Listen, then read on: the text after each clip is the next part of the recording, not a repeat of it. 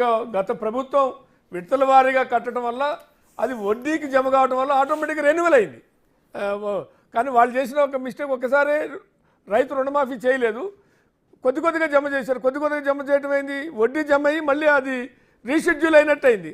ఇక్కడ ఏమైపోయింది, రీషెడ్యూల్ కాని వాళ్ళు కొంతమంది నష్టపోయారు అనేటువంటిది శ్రీధర్ రెడ్డి గారు చెప్పారు.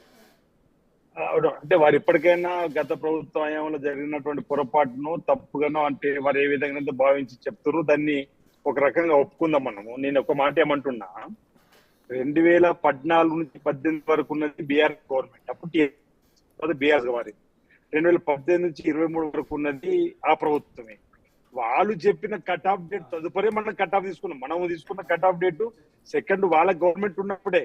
మొదటి 2014 రుణమాఫీ అని చెప్పిండు, 4 సార్లు ఇచ్చి 2014-15లో 4040 కోట్లు, 2015-16లో 4040 కోట్లు, 2016-17లో 4025 కోట్లు, 2017-18లో 4038 కోట్లు. అంటే మొదటిసారి పావలా చొప్పున వీళ్ళు ఇచ్చిన డబ్బు ఏదైతుందో వడ్డీకే సర్దుబాటు అయిపోయింది.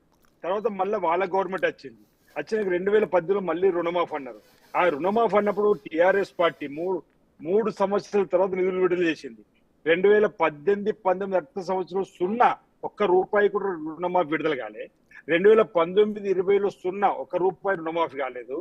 2020-21లో 408 కోట్లే 408 కోట్లు విడుదల చేసిండ్రు. 2021-22లో 11,339 కోట్లు విడుదల చేసిండ్రు. ఈ విడుదల చేసిన దానిలో తిరిగి వీళ్ళ అకౌంట్ లోకి 1,419 కోట్లు తిరిగి వాపసు వచ్చినాయి. కానీ వాళ్ళు మళ్ళీ తిరిగి ఇవ్వలేరు. దీన్ని బట్టి వీళ్ళు ఈ 2 ప్రభుత్వ హయాంలలో వీళ్ళు ఇచ్చినటువంటి రైతుల రుణమాఫీ చూస్తే 2014లో రుణమాఫీ 16,144 కోట్లు, 2018లో 11,910 కోట్లు. ఈరోజు మేము కట్ ఆఫ్ డేట్ పెట్టింది ఎప్పుడు, మన ప్రభుత్వం వచ్చిన తర్వాత కాదు, 5 సంవత్సరాలు రెండోసారి బీఆర్ఎస్ ప్రభుత్వం ప్రస్తావించలేదు కదా. లేదు, సాంకేతికంగా ఎక్కడికైనా ఒక ఎండ్ ఉండాలి. నా మాట ఒకసారి ఒకసారి ఆలోచన చేస్తే గత ప్రభుత్వ హయాంలో వీళ్ళు 8,579 కోట్లు ఇవ్వలేరు. దానివల్ల ప్రాబ్లం వచ్చింది. అసలు ఈ 8,579 కోట్లు వాళ్ళ హయాంలో ఇచ్చి ఉంటే అసలు 2018 తర్వాత వీళ్ళు అధికారంలోకి వచ్చిన తర్వాత వీళ్ళు విడుదల చేయాల్సినటువంటి అమౌంట్ మొత్తం 20,000 కోట్లు సుమారు. 2018 తర్వాత వాళ్ళు ₹1,00,000 రుణం ఏతుందో వాళ్ళు ఇవ్వాల్సింది ఇంచుమించు 20,000 కోట్లు ఇవ్వాల్సింది పోయి వాళ్ళు 11,000 కోట్లు ఇవ్వడం వల్ల 8,579 కోట్లు ఇవ్వకపోవడం వల్ల ప్రాబ్లం వచ్చింది.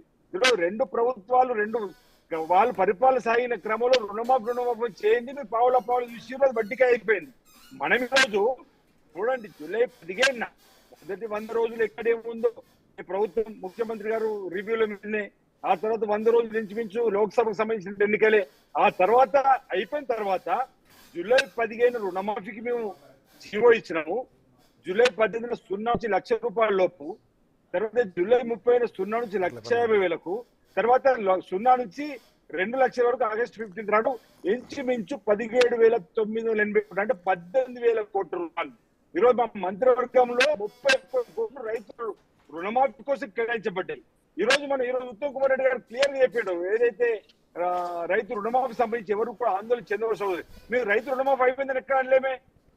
మా వ్యవసాయ శాఖ మంత్రి మళ్ళీ ఐశ్వర్యరావు గాని మా ముఖ్యమంత్రి రేవంత్ రెడ్డి గారు క్లియర్ గా చెప్తున్నారు, వాళ్ళు ముందు ఒక ఫిగర్ చెప్పారు, తర్వాత ఒక ఫిగర్ చెప్పారు, ఇప్పుడు ఒకటి ఫిగరు 31,000 కోట్లు. మేము 31,000 కోట్లు ఈ కేబినెట్ లో తీర్మానం చేసినాము, రైతాంగాన్ని చెప్పినాము. 1700 కోట్లు కదా అంటున్నారు, 18,000 కోట్లు. అవును, 18,000 కోట్లు ఇంచుమించు ఇప్పటి వరకు రైతు ఖాతాలు సక్రమంగా ఉండి అధికారుల ద్వారా ప్రభుత్వానికి వచ్చినటువంటి వారికి ఇవ్వడం జరిగింది.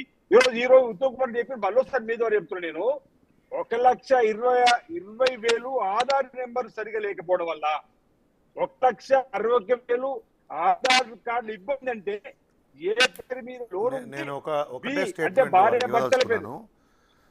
ఇది రేవంత్ రెడ్డి గారి ఎక్స్ అకౌంట్ నుంచి our leader Rahul Gandhi has promised ఎవరిని చెప్పారు May 6, 2022లో అప్ టు